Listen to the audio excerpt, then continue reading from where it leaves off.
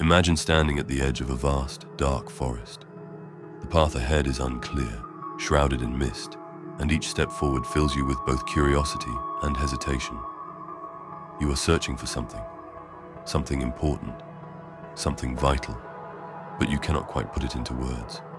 All you know is that something feels off. A deep, unshakable sense of emptiness lingers within you, like an invisible weight pressing on your soul.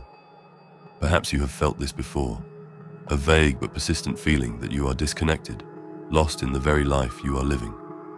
You go through the motions, following the path set before you, but something inside whispers, "This is not it. Something is missing." Carl Jung, one of the most influential minds in psychology, understood this feeling better than most.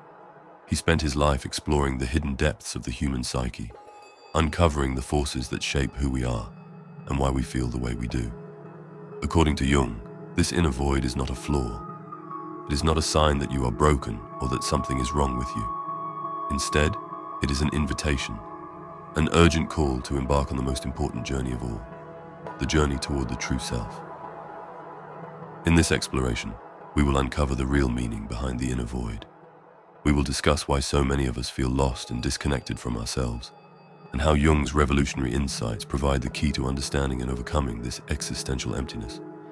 And the last revelation, the most powerful of them all, may change the way you see yourself and the world forever. Now, take a moment to reflect. How much of your life has been shaped by others? Your beliefs, your goals, even your sense of identity. How much of it is truly yours? How often do you question whether the person you present to the world is your authentic self, or just a role you have learned to play? Jung believed that one of the primary sources of this internal void is the disconnection between who we truly are and who we think we are supposed to be. Society, culture, family expectations. All of these shape us from an early age, conditioning us to fit into predefined roles. We learn what is acceptable and what is not. We are praised for certain behaviors and discouraged from others. Over time, we construct an identity not based on our true essence, but on external validation. Jung called this outward-facing identity the persona. It is the mask we wear in public, the version of ourselves carefully crafted to gain approval and avoid rejection. But here's the problem. The more we invest in this mask, the further we drift from our authentic self. And when the gap between the mask and the true self grows too wide, we feel it. An emptiness, a restlessness, a sense that something essential has been lost. But what exactly have we lost? The answer lies in what Jung called the shadow self.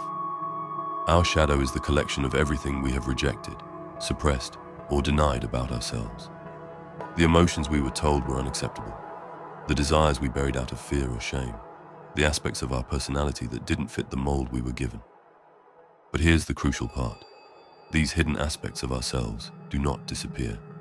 They linger beneath the surface, shaping our thoughts, behaviors, and choices in ways we don't even realize. The greater the disconnect between our conscious self and our shadow, the stronger the feeling of emptiness. We try to fill this void with distractions, work, relationships, achievements, entertainment, but nothing seems to truly satisfy us.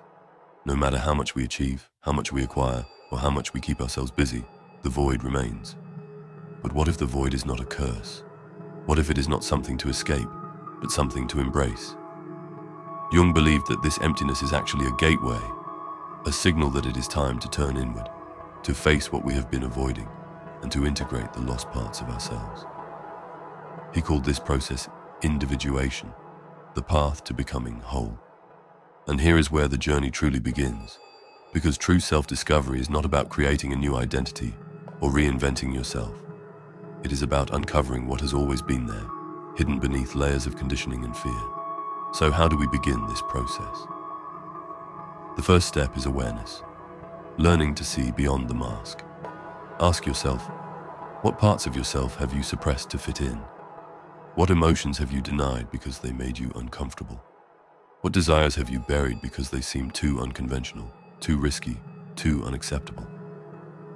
Jung once said, "One does not become enlightened by imagining figures of light, but by making the darkness conscious." This means looking into the places we have been afraid to explore, not with judgment, but with curiosity. The parts of us that we have labeled as weaknesses, flaws, or even sins, what if they hold the key to understanding ourselves more deeply? Facing the shadow is not easy. It requires honesty, courage, and a willingness to embrace the parts of yourself you have long ignored. It requires a willingness to question everything we thought we knew about ourselves. But by integrating the hidden aspects of our psyche, we can begin to fill the void, not with distractions, but with our truth. The void is not empty, it is full of untapped potential. What if the emptiness you feel is not a lack, but an opening waiting to be filled, not with illusions, but with the essence of who you truly are? In the next part, we will explore the power of the unconscious mind and why the key to transformation lies in embracing the void fully. Think about a dream you once had, one so vivid you were convinced it was real. When you woke, the images dissolved and reality set in. But what if much of what we believe to be real, our identity, our desires, our fears, is just another dream shaped by unconscious forces? Carl Jung believed that to truly find ourselves, we must first understand the hidden forces shaping our thoughts and decisions. The unconscious mind is not a storage for forgotten memories. It is a living force that shapes our reality in ways we barely understand. To explain this, imagine an iceberg. The part above the water represents the conscious mind, the logical, decision-making self. Below the surface lies the unconscious, a vast realm of deep fears, forgotten memories, suppressed desires, and unresolved emotions. Jung divided the unconscious into the personal and collective unconscious. The personal unconscious is shaped by individual experiences, suppressed emotions, and traumas. The collective unconscious, unique to Jung's theory, is a shared consciousness, containing universal symbols and patterns passed down through generations. These symbols, called archetypes, shape instincts, beliefs, and identities across cultures. The problem arises when we feel lost or disconnected. Often, it's because we're trapped in an unconscious narrative that doesn't align with our true self. The expectations placed upon us since childhood shape a role we didn't choose, and living according to this script causes a sense of emptiness. Jung believed that breaking free from this unconscious script requires individuation, the process of integrating the hidden parts of ourselves, becoming conscious of the forces shaping our lives, and stepping into our authentic identity. To do this, we must face the parts of ourselves we've avoided, the unhealed wounds, suppressed desires, and fears. Until we make the unconscious conscious, it will control our lives, and we will call it fate. The feeling of being lost is not a lack of direction, but being out of alignment with your true self. It's about rediscovering the self beyond the roles, beyond conditioning, beyond unconscious programming. The self waiting to be found. How do we start peeling back the layers and reconnecting with what has been lost? The first step is to observe.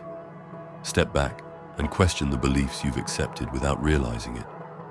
Ask yourself, what parts of me feel inauthentic? What do I do because I genuinely want to? And what do I do because I feel I should? What emotions do I avoid? What truths about myself do I resist? The answers may not come immediately, as the unconscious mind does not reveal itself all at once. It speaks in symbols, dreams, and patterns, but by paying attention and questioning, instead of just accepting, you will begin to see the hidden forces at play. Here's something even more profound. The unconscious is not just a source of hidden fears and suppressed wounds. It is also a source of deep wisdom. It holds the key to your creativity, intuition, and true potential.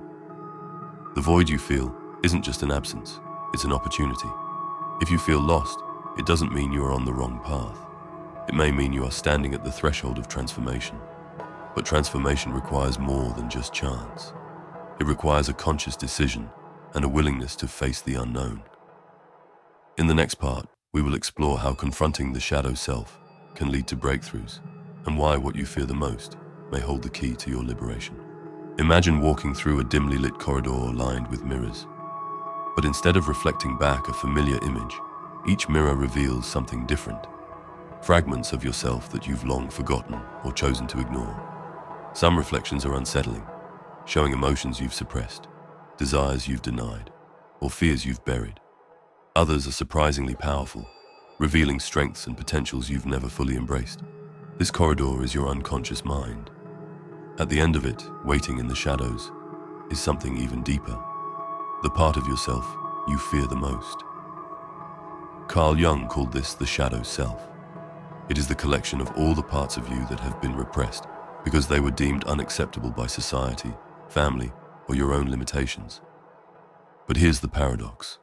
The more we suppress the shadow, the stronger its influence becomes. If we refuse to face it, it manifests in ways we don't understand. Self-sabotage, destructive patterns, unexplained fears, and a deep sense of being lost. Jung believed that real self-discovery requires confronting the darkness within, not just embracing the light.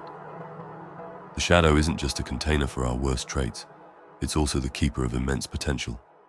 Within it lies hidden creativity, untapped energy, and the raw power necessary for transformation. So how do we confront the shadow?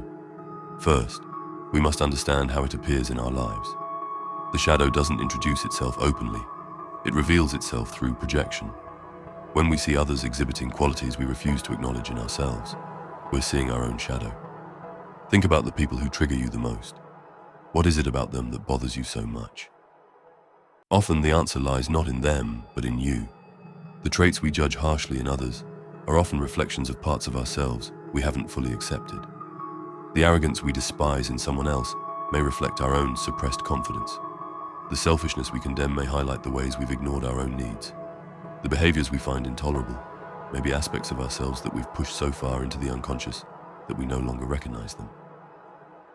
This is the first step, noticing the patterns of projection, recognizing where the shadow is at work in our daily interactions. It's not easy. Our ego resists it. It doesn't want to admit that what we judge in others is often what we have not faced in ourselves. But awareness is the beginning of transformation. Once we recognize the shadow, the next step is to integrate it. This doesn't mean acting out every suppressed desire or giving in to every impulse. It means acknowledging these hidden aspects honestly, without shame.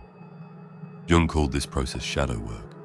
It's the conscious effort to bring the unconscious into the light, to examine our suppressed emotions, question the stories we've told ourselves, and reclaim the lost parts of who we are. Shadow work requires deep reflection. It requires us to sit with uncomfortable truths, explore the wounds we've been avoiding, and embrace self-compassion. As we uncover our shadow, we must resist the urge to judge ourselves harshly. Ask yourself, what emotions do I avoid expressing? What fears or desires have I suppressed? Where do I see patterns repeating in my life? What aspects of myself do I deny or hide from others? One of the most profound realizations that come from shadow work is this. The qualities we suppress are not inherently bad. The anger, the ambition, the sensuality, the assertiveness. These are not negative traits. They only become harmful when repressed and left to operate unconsciously. But when we integrate them, they can lead to greater self-understanding, creativity, and transformation. When we channel our suppressed parts consciously, they become sources of strength. Consider the concept of the golden shadow. Just as we hide aspects of ourselves that we deem unacceptable, we also suppress our greatness, our untapped talents, passions, and potential for true fulfillment. Many people don't fear failure as much as they fear their own power. They fear what would happen if they fully embraced their abilities, their voice, and their purpose. So many of us live beneath our potential, having internalized limiting beliefs, being told we were not good enough, not smart enough, not worthy enough. Over time, these narratives become truths in our minds. But what if those beliefs were never true to begin with? What if the life you've been living is only a fraction of what you're capable of? This is where the greatest shift happens, when we stop fearing the shadow and start seeing it as a guide. Jung once said, "The privilege of a lifetime is to become who you truly are." To do that, we must stop running from ourselves. We must turn toward the shadow and embrace it, not as an enemy, but as a forgotten part of our wholeness. The moment we stop fearing the unknown within us is the moment we unlock the deepest truths about ourselves.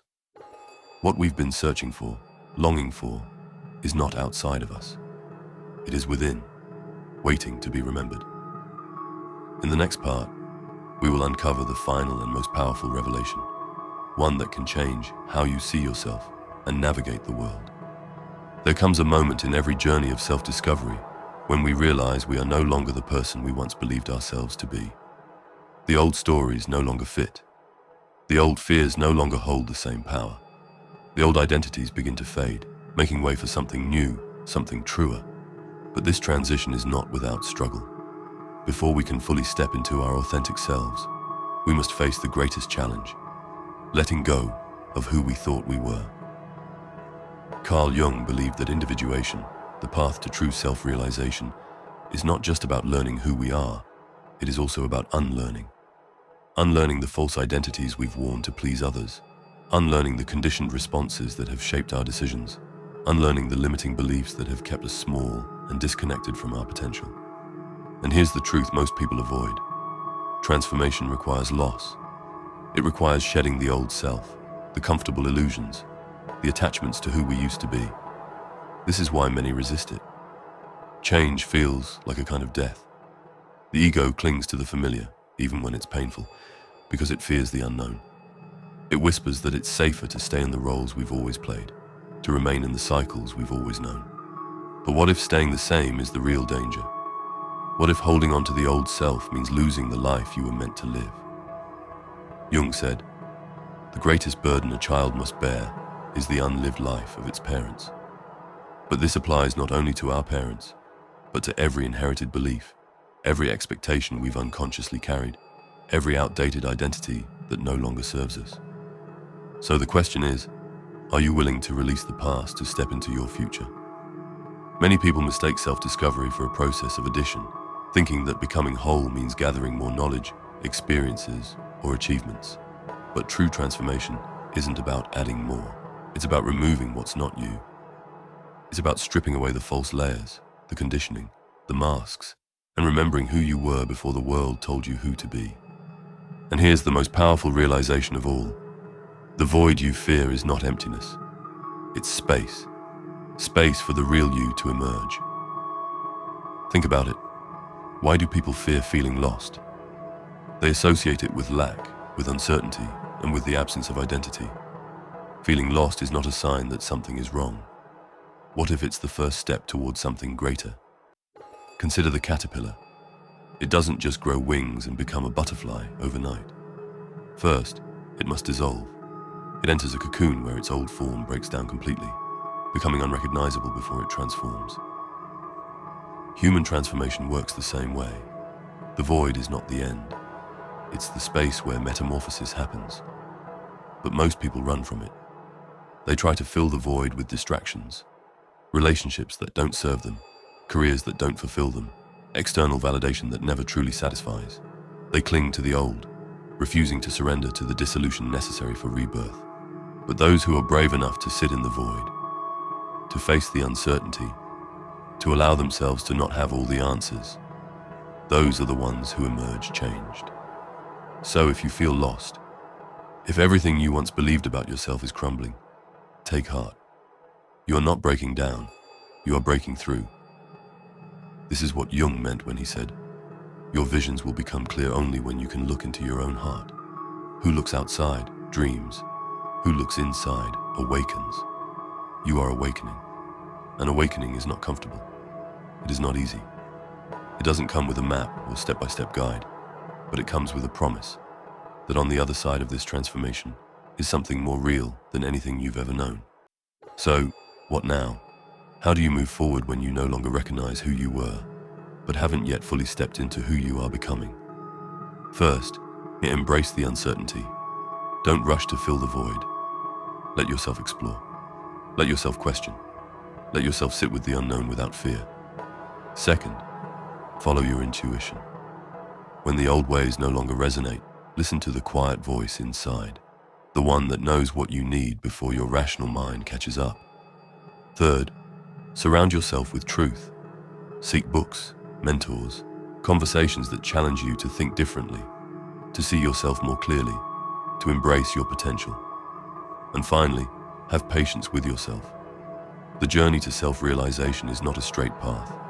There will be moments of clarity and moments of doubt, moments of courage and moments of hesitation. But every step, even the uncertain ones, is leading you somewhere important. Jung once wrote, "We meet ourselves time and again in 1,000 disguises on the path of life.